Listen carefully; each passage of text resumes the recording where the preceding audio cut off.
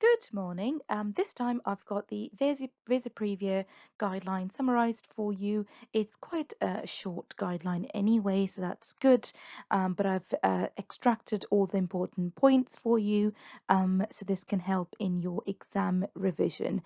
Please comment below on the video and tell me how your revision is going on, and if there is anything specific that you'd like to watch and you'd like me to summarize, then let me know as well. And don't forget to give this video a thumbs up and subscribe to my channel if you haven't already, and share it with your friends and colleagues who you think may benefit from these summarized versions of these important guidelines and talk articles.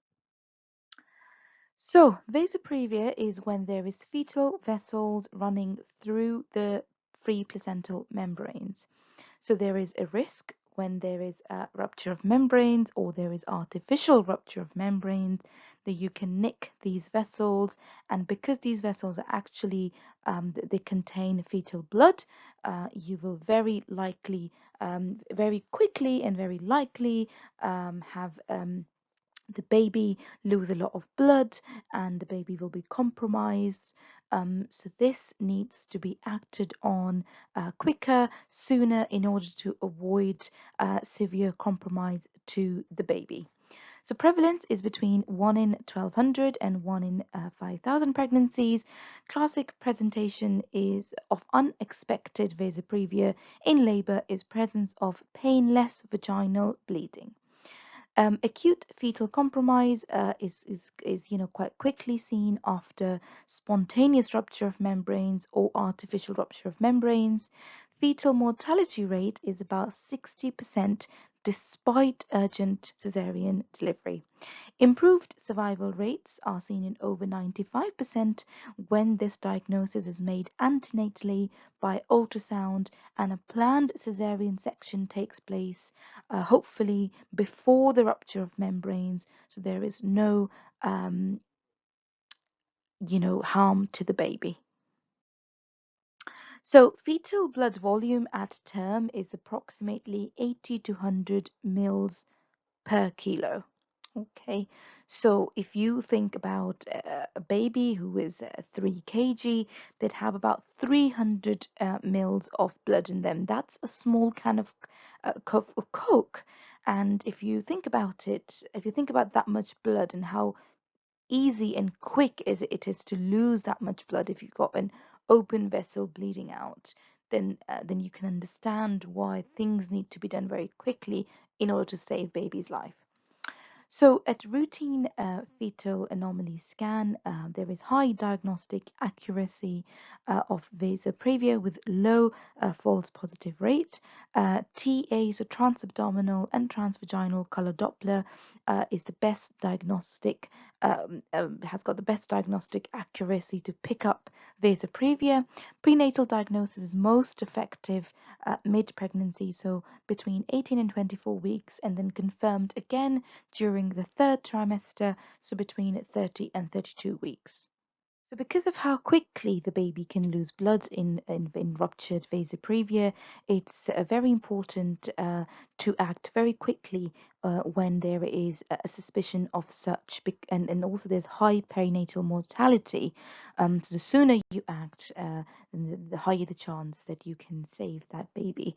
So if there's confirmed vasoprevia in third trimester, an elective cesarean section should ideally be carried out before the onset of labor.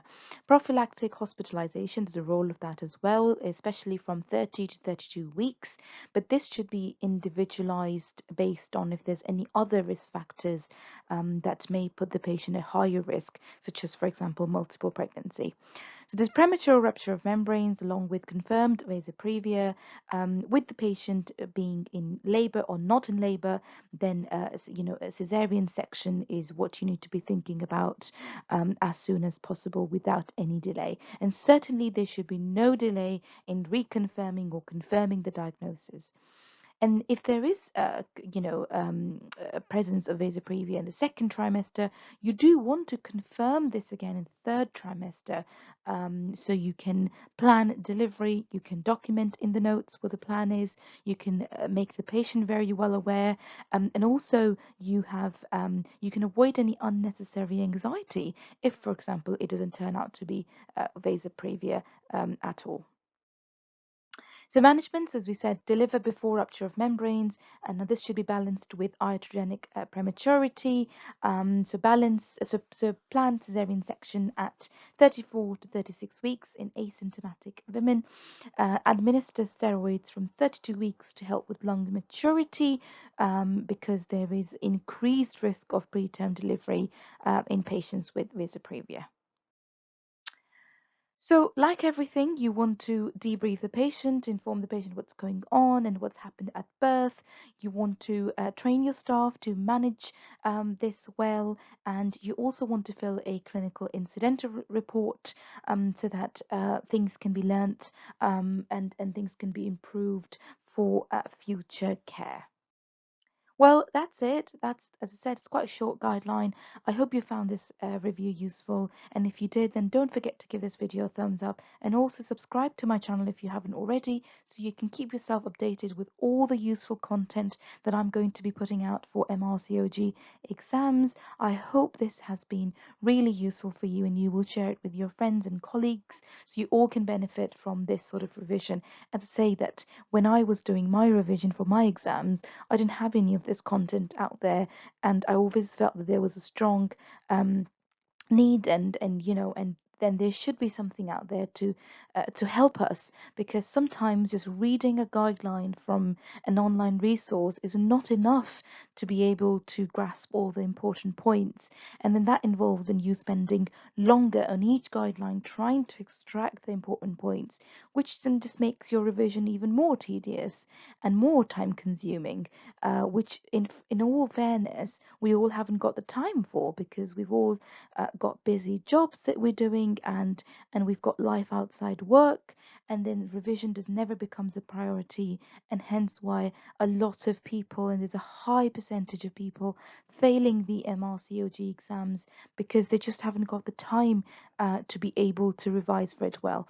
So I hope we will not have any of that problem, because we've got all the important points for a lot of the guidelines, and as I say, my intention is to go through all the guidelines like this for you and extract all the important points and from all the important TOG articles, and also publish all the TOG summaries on the channel as well, so it saves you time from having to reread things and just to extract the important points.